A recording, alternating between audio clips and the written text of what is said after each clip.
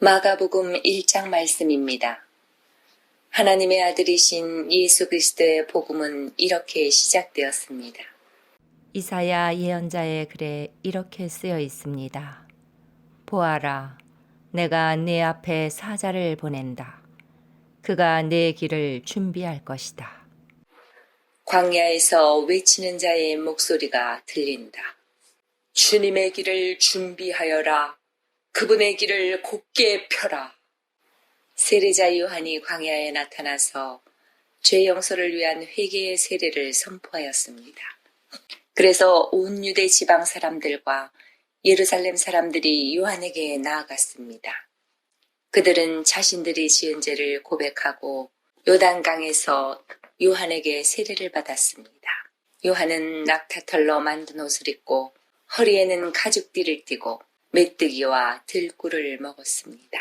요한은 사람들에게 이렇게 선포하였습니다.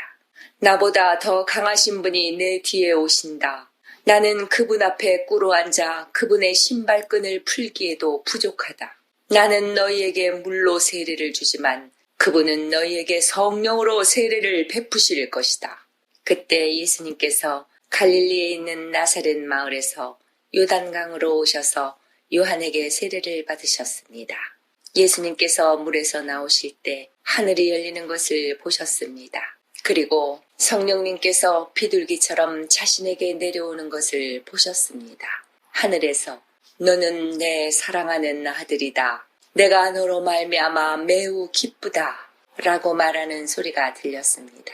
곧 성령님께서는 예수님을 광야로 내보내셨습니다.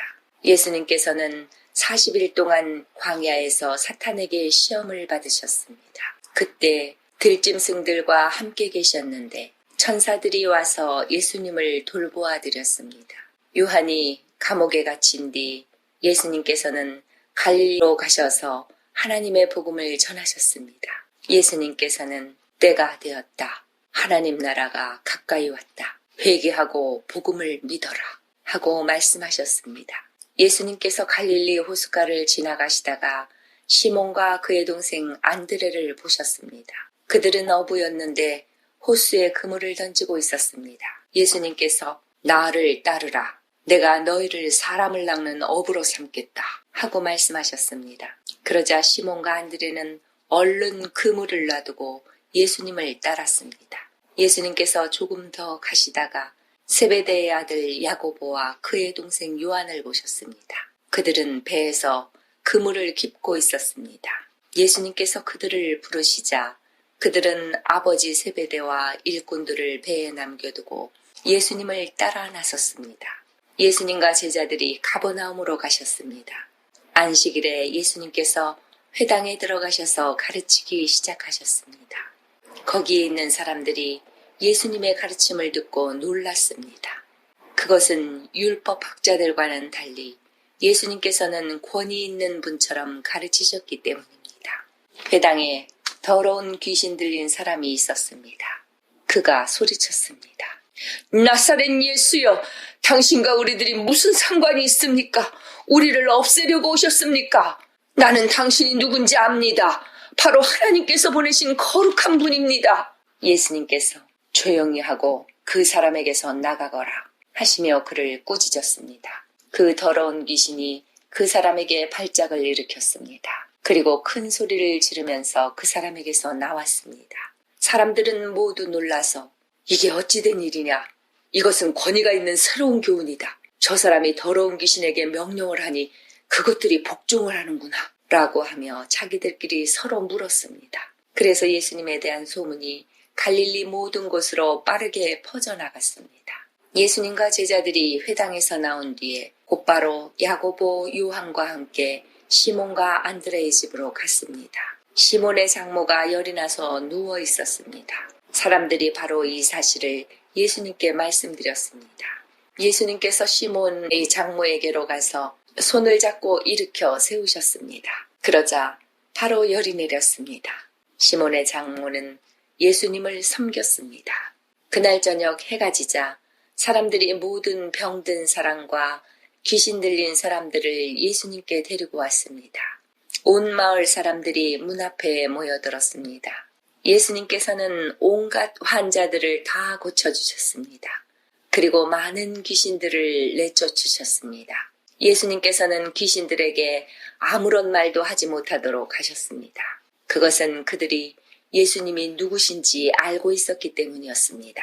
어둠이 채 가시지 않은 아침에 예수님께서 일어나셨습니다.